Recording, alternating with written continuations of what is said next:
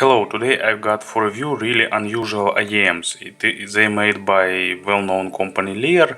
I reviewed some of their models before and I was really excited about them. It is their relatively new model, NatroSound NS-U1. They offer a new experimental technology that can improve imaginary stage, but I will describe it in more details later. First, they crowdfunded this model, but now it's available from their site. Price is about $220, and I think it is interesting model for those who like unusual things. LEAR are very brave with experiments and they have their own vision, and it is a good thing that they promote it widely. Box is nice, simple and stylish with good prints. Solid black one with silver polygraphy. Actually nice, good black cardboard box. Inside, as usual for LEAR, everything is packaged accurately. You will have this nice soft touch round case for holding, and here was all accessories that supplied with IEMs, but as usual I've pulled them out. So easy twist, and you will get access to all that is supplied with them. Inside there is nice soft green rubber, really good box or can for holding.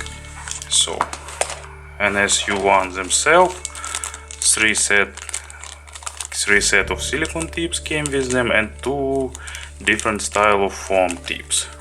Also they supplied with two cables. First was their old cable with microphone and talk control. Here it is, but it offered a bit of a kind of bassy sound. So LEAR provided new cable for them. Yes, cables are interchangeable. And this cable really improves the sound noticeably for these IEMs. So, as you can see, there is nice package, nice set of accessories, pretty good for these IEMs. So what is that NatroSound technology? To explain it, I first need to explain how our brain distinguishes the directions to the sound. For example, when we hear sound from the left, coming from left, it first heard by our left ear, and after some small tiny delay, right ear also hears the sound, but with less volume. So our brain first calculates this delay, and also it calculates the drop in volume, and based on this knowledge, it distinguishes how far from to the left this sound is moved. When we listening to speakers or to real music, this information is present. But when we listen to earphones or headphones, this information is not present, because left ear hears only left and right hears only right. So there are binaural recordings, but that fixes that, but there are not many of them really. There are some attempts to fix it by using the crossfeed scheme in different amplifiers and other software players and so on, but they usually doesn't work good. LEAR decided to make their attempt in fixing this, and they offer that NatroSound technology. Inside of each of these earpieces located two similar drivers. One main and second one is NatroSound. So main speaker plays main music, and NatroSound speaker connected to sophisticated helix tube, and it plays the sound from the other channel. In right ear it plays sound from the left channel and vice versa. It played it quieter, and because of that tube it came with a bit delay.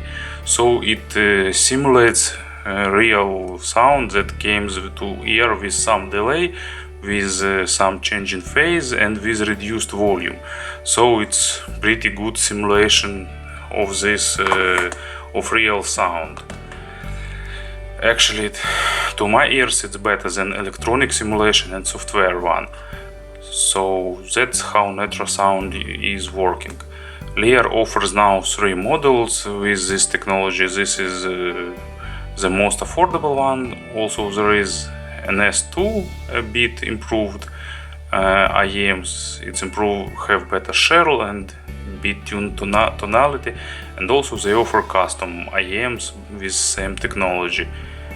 So, but it is initial model in this lineup, so you can try it for only $220. LEAR is very experienced company. They have a lot of experience in building IEMs, and so the recent release of NS-U1 is built really nicely. So as you can see, it's pretty big because it requires a lot of place inside of this IEM. To compare size, here is, for example, Campfire Audio Jupiter. So as you can see, NS-U1 is bigger and bulkier. So if you have small ears, probably you should look to NS-U1 model. It's smaller, but I have average size of inner ear and it fit to my ear pretty nicely. It have nice angle of sound bore.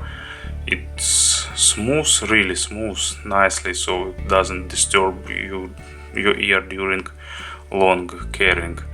Also it have pretty good sound isolation because sound bore fits deep inside your ear. I'm not sure that color is shown correctly, but it have nice gradient from gray to black one. Also there is a blue-black version, so everything is built nicely. They look durable and pretty good, but please remember that they are on big side. Cables are detachable. It uses 4-pin connector because it have to power 2 speakers inside. There are small dots here and on the cable, so you should take care about left and right channel and about this dot's position. So all pins should be connected properly. This part of wire have memory effect, so you can bend it to form ear hooks as that you need. So here comes pretty good thick cable and a big bulky control part. So it have a switch that you can use to turn a NatroSound on and off, and 2 dials. One that allows you to regulate how much of this NatroSound you will get if it turn on, and second one is allows you to regulate bass of the main speaker. You can adjust it in pretty big amounts, so they can be really bass heavy model, and also it can be analytically sounding bass light. Very nice feature to have. This new upgrade cable really boosts quality of NS-U1 noticeably, so this cable is really worth having. Here is nice cable in rubber isolation and this angle jack. As you can see, it's pretty big. I'm not sure why LEAR made it this big, but actually I don't think it's really a big issue. Besides, if you have really small pockets. Actually build quality is good, and only issue is size, but it can be avoided. It is came from the construction. And of course about the sound. Actually you will have 2 pretty different sound signatures with these IEMs, with NatroSound turn on and turn off. Without NatroSound on, they have a typical U-shaped signature with boost on low frequencies, beat recessed mids, and boost on high frequencies. It's common modern sound, good for modern music, and you can adjust how many bass you will have. So it's pretty punchy, pretty good, not superb, but really nice. Not bloated, you can adjust actually. It can be bass heavy model or it can be bass light. You can find some average position, so it's nice.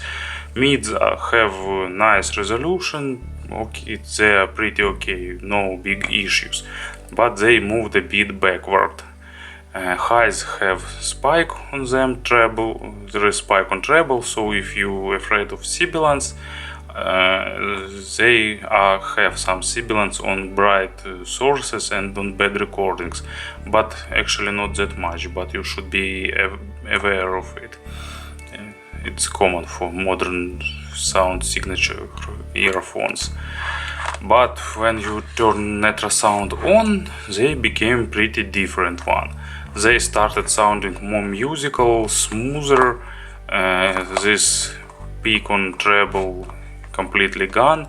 They have more lower frequencies, so I usually turn it on, then regulate how much NatroSound I want and reduce low frequencies with the second control. It's a really good option that allows you flexibly adjust for any genre, for any style that you are listening to.